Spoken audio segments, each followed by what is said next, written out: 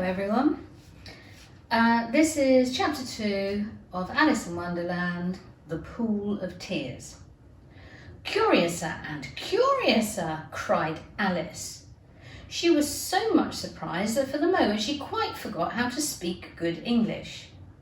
"Now I'm opening out like the largest telescope that ever was. Goodbye, feet." For when she looked down at her feet, they seemed to be almost out of sight. They were getting so far off. "Oh, my poor little feet. I wonder who will put on your shoes and socks for you now. I'm sure I shan't be able. I should be a great deal too far off to trouble myself about you. You must manage the best way you can." "But I must be kind to them," thought Alice, "or perhaps they won't walk the way I want to go. Let me see. I know. I'll give them a new pair of boots every Christmas." And she went on planning to herself how she would manage. They must go by courier. And how funny it'll seem sending presents to one's own feet. And how odd the directions will look. Alice's right foot, carpet, near the fire, with lots of love from Alice. What nonsense I'm talking. Just at this moment, her head hit against the roof of the hall. In fact, she was now rather more than 9 feet high, and she at once took up the little golden key and hurried off to the garden door. Poor Alice. It was as much as she could do lying down on one side to look through into the garden with one eye. But to get through was more hopeless than ever. So she sat down and began to cry again. "You ought to be ashamed of yourself," said Alice. "A great big girl like you to go on crying this way. Stop this moment." But she went on, shedding gallons of tears until there was a large pool all around her about 4 inches deep, and it reached halfway down the hall. After a time, she heard a little pattering of feet in the distance, and she quickly dried her eyes to see what was coming. Well, of course, it was the White Rabbit coming back, beautifully dressed with a pair of white kid gloves in one hand and a large fan in the other. He came trotting along in a great hurry, muttering to himself, Oh, the Duchess, oh, won't she be savage if I've kept her waiting?" Alice felt so desperate that she was ready to ask for help from anyone. So, when the rabbit came near her, she began in a little shy voice, "If you please, sir." The rabbit jumped, dropped the gloves and the fan, and ran into the darkness as fast as he could go. Alice took up the fan and gloves, and as the hall was very hot, she kept fanning herself all the time she was talking. Dear, how strange everything is today, and yesterday things were just normal. I wonder if I've been changed in the night. Let me think. Was I the same when I got up this morning? I almost think I remember feeling a little different. But if I'm not the same, the next question is, who am I? That's the great puzzle. And she began thinking over all the children she knew that were the same age as her, to see if she could have been changed into any of them. "Well, I'm sure I'm not Ada," she said, "because her hair is so long and curly, and mine isn't curly at all. And I'm sure I can't be Mabel, for I know so many things, and she doesn't know anything at all. Besides, she's she, and I'm I. And oh dear, how puzzling it all is. I'll try if I know all the things I used to know. Let me see.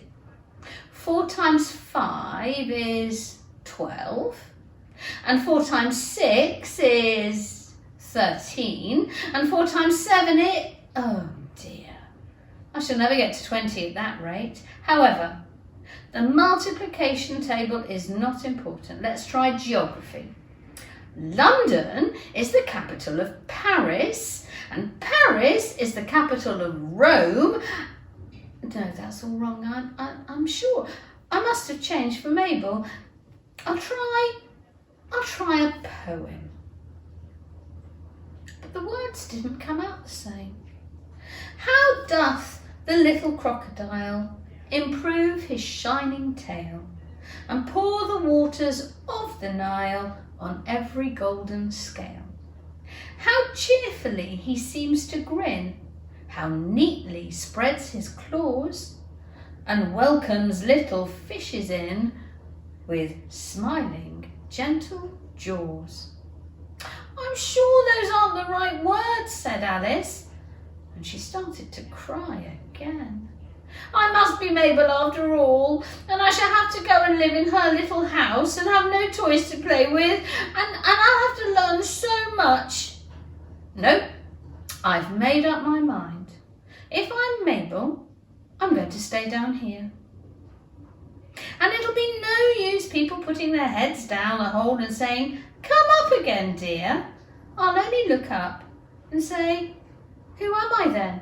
If you can tell me that, and if I like being that person, I'll come up. If not, I'll stay down here till I'm somebody else. Oh dear, cried Alice, crying again. I do wish they would look down the hole. I'm so very tired of being all alone here.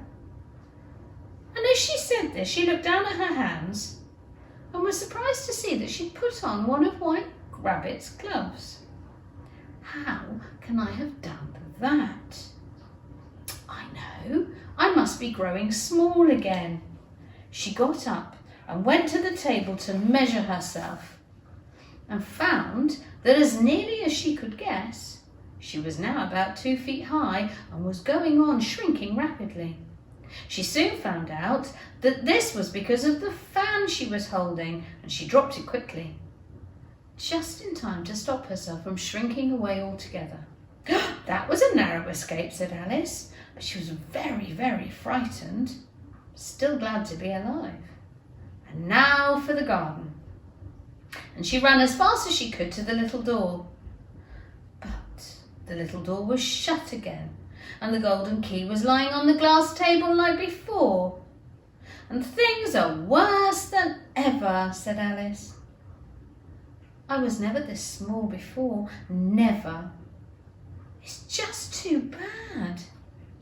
And as she said these things, her foot slipped, and in another moment, splash, she was up to her chin in salt water. Her first idea was that she'd somehow fallen into the sea. And in that case, I can go back home by railway, because Alice had been to the seaside once in her life and had generally decided that wherever you go to the seaside in England, you find the sand, you find bathing huts, you find children digging in the sand with spades, and then some hotels, and behind that, a train station. However, she soon worked out that she was in the pool of tears that she had wept when she was 9 feet high. Oh, wish I hadn't cried so much, said Alice as she swam about trying to find a way out. I'm being punished for it now. I'm being drowned in my own tears. That would be a strange thing. However, everything is strange today. Just then she heard something splashing about in the pool a little way off, and she swam nearer to make out what it was. At first she thought it might be a walrus or a hippopotamus, but then she remembered how small she was, and she soon made out that it was only a mouse that had slipped in just like she had. Would it be of any use, she thought, to speak to the mouse? Everything is so unusual down here. I should think it very likely that it can talk. Well, there's no harm in trying. So she began. Oh, mouse, do you know the way out of this pool? I am very tired of swimming. Oh, mouse! Alice thought this must be the right way of speaking to a mouse. She'd never done anything like it before. The mouse looked at her and seemed to her to wink one of its little eyes, but it said nothing. Perhaps it doesn't understand English. Maybe it's a French mouse. So she began, "Où est ma chatte?" That was the first sentence in her French lesson book. And the mouse jumped out of the water and quivered all over with fright. "Oh, I'm so sorry," said Alice. "I quite forgot you don't like cats." "Not like cats?" cried the mouse. "Would you like cats if you were me?" "Well, perhaps not," said Alice in a soothing tone. "Don't be angry about it. And I wish I could show you our cat Dinah. I think you'd like cats if only you could see her. She's such a dear, quiet thing." Alice swam lazily about in the pool and continued to say that she sits purring so nicely by the fire, licking her paws and washing her face, and she's such a nice soft thing to pet. And she's brilliant at catching mice. I beg your pardon. This time the mouse was shaking all over, and Alice was certain she had really offended it. "No, we won't talk about Dinah any more if you'd rather not." "Well, indeed," cried the mouse, who was trembling down to the end of its tail, "as if I would talk on such a subject. Our family always hated cats. Nasty things. Don't let me hear the name again." "I won't indeed," said Alice. "Are you fond of dogs?" The mouse didn't answer, so Alice went on. "There is such a nice little dog near our house. I would like to show you. A little bright-eyed terrier, you know, with such long curly brown hair, and it'll fetch all the things you throw, and it'll sit up and beg for its dinner. All sorts of things. It belongs to a farmer, and he says it's so useful it's worth £100. He says it kills all the rats and..." Oh, I'm so sorry," said Alice. "I think I've offended you again." And the mouse started swimming away from her as hard as it could go, and made quite a commotion in the pool as it went. So she called softly after it, "Mouse, dear, do come back again. We won't talk about cats, or dogs either if you don't like them." When the mouse heard this, it turned around and swam slowly back to her. Its face was quite pale with passion, and it said in a low, trembling voice, "Let us get you to the shore, and then I'll tell you my history, and you'll understand why it is I hate cats and dogs." It was high time to go, for the pool was getting quite crowded with the birds and animals that had fallen into it. There was a duck, and a dodo, and a lorry, and an eaglet, and several other curious creatures. And Alice led the way, and the whole party swam to shore.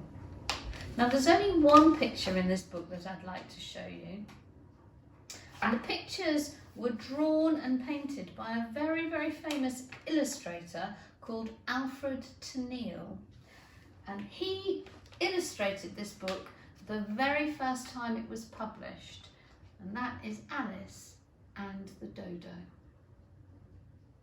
And as you know, dodos are extinct now. And that's the end of chapter 2. Chapter 3 comes next.